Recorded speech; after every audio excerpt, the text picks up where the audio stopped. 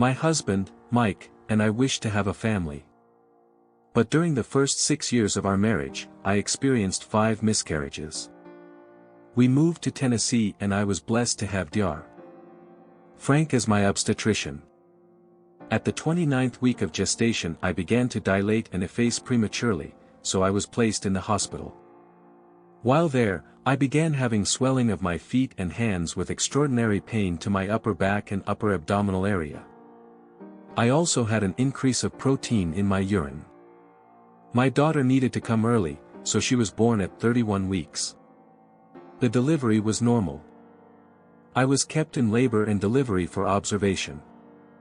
I had been in terrible upper abdominal pain for over 18 hours without sleep. Because of the expansion of my swollen liver, which made breathing very difficult. Immediately prior to my daughter's birth, I was unable to see and could not think clearly to speak. The doctors and nurses were absolutely wonderful. They introduced themselves to me and told me what was happening all through the delivery. Later that evening, I was sleeping very well. Yet, I was experiencing terrible pain in my legs and arms. It felt like what I imagined a hammer hitting my legs and arms might feel like. I heard a male voice call my nickname, Babs. I opened my eyes and asked, "Who is it? What do you want?" I was not very congenial because I was in so much pain and felt incredibly weak. He kept calling my name and telling me to wake up. I opened my eyes completely and looked around. I didn't see anyone, but the voice kept talking to me. I asked, "Where are you? Who are you?" He began telling me that I must call for the nurse. He continued to explain that I was hemorrhaging and that I needed help in order to live. It was at this point that I no longer felt any pain. There was no fear. While he spoke to me, I heard and felt him in my brain, ears, and body. I saw a white, bright light enter the room at the ceiling over my right side. I remember thinking, this is going to hurt my eyes, because it was such an intense light. But it didn't hurt my eyes and his voice became stronger. I questioned, is this real? What is happening to me? I made the fingers on my left hand pinch my left thigh and it hurt.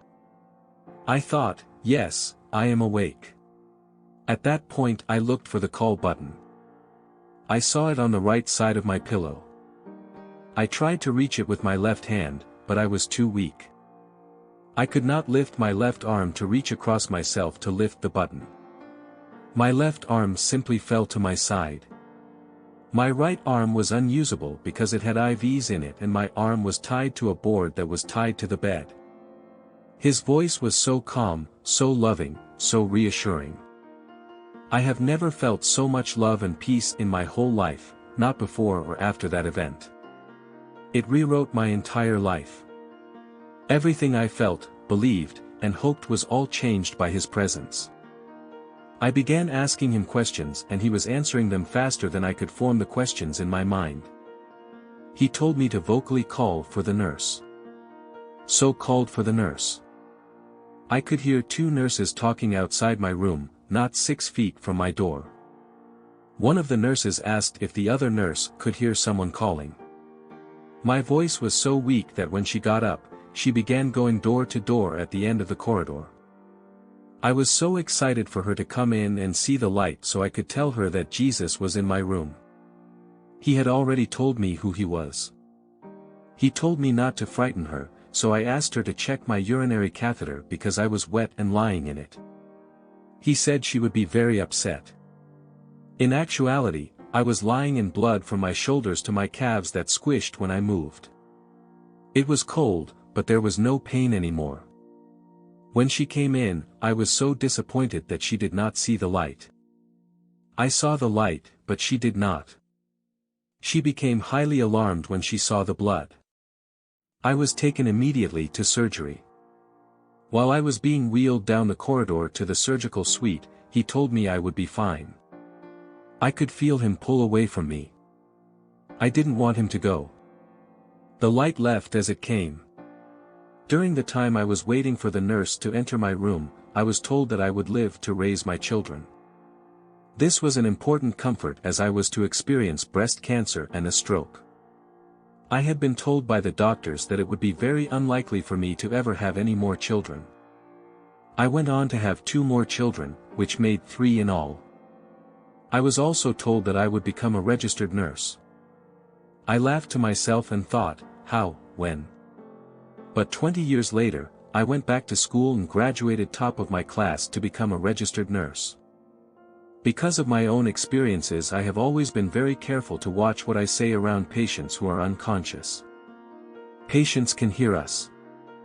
Early the next morning 3 men entered my room in the labor and delivery corridor.